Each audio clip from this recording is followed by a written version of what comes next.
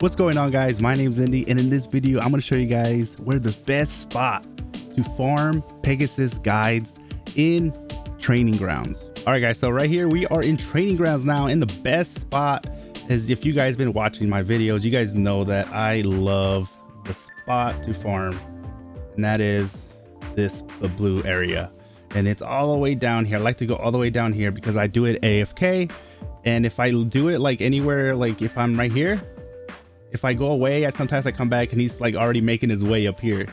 So if I keep him over here, it's small. You see how small it is? This is the main reason. It's because it's small and it has two villains. Not two villains, but those two prime villains. And then it has a whole bunch of packs of wolves. So this is the spot where I go, and this is the spot where I have the best, is where I get the most. Now, so in about 3 hours in this spot, I got about 60 Pegasus guys. Now, there's a lot of factors that go into this that can change the amount of what you end up with. Now, the factors that we're talking about here are like your power level. How strong are you? How fast can you kill these mobs of wolves? Are you in there with a team? Is the area that you're in flooded with other players and the mobs of wolves are getting killed before you even have a chance?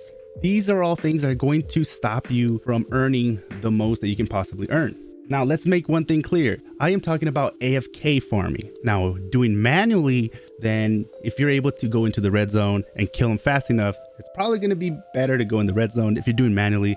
But who has time to be here for 3 hours in the train zone? I mean, if you have time for 3 hours in train zone, that's on you. But I'm going to go off a limb here and say that most of us are autoing the spot, and we just want to know where to put our guy in and just leave him AFK and do our thing. Now, of course, I am doing this on the LD player. I am putting him, since I'm using an emulator on my laptop, I'm able to play MFR on it, and I'm able to leave him here farming, and I can go and do other things and use my phone without worrying about this. Now, obviously, you're going to want to make sure that there's enough med kits and there is enough of space available. Now, there are certain things that you're going to want to make sure that you go over and make sure that you have, and that is, you want to make sure that when you land here, that in the channel that you're in is not fully like congested and is not fully full of people. So as you can see, I'm in channel 1 and I can already see 2 other people right next to me. So if these guys are really powerful, I could not be getting the amount of rewards that I normally get, right? So what I would do is, if I come back and I look and I see that there's all these guys here, what I'm going to do is I'm going to change channels, and preferably I'm gonna go all the way to the last one, channel 3. Now, the reason why I'm doing this is because I want nobody to be around me, because I want to make sure that everyone is for me. So if I see 1 or 2 and they're pretty far away and they don't really bother me that much, then I don't worry. But you always want to come in here and just kind of check and glance over at the screen and make sure that it's not congested. There's no other guys that can be stopping you from earning the most guides. For example, it keeps putting me in red, the red zone, and I'm like, nope, send me to the blue.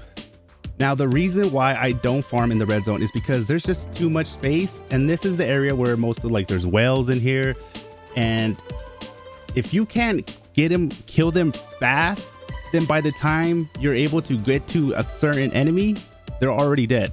And the distance between a group of enemies to the other one is just too far that by the time you get there, somebody can already be already killed them.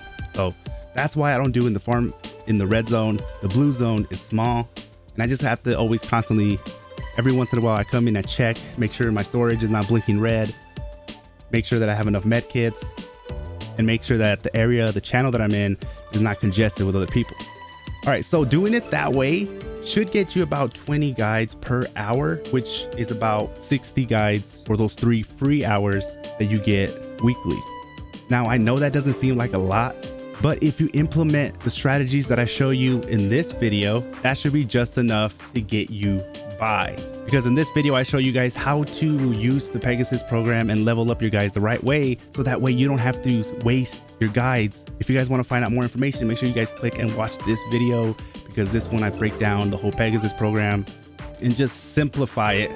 That way you guys have a better understanding of the Pegasus program. With that being said, make sure you guys have a good time. Make sure you guys like, subscribe, especially if you guys enjoyed this video and it helped you guys a lot. I'll catch you guys next time.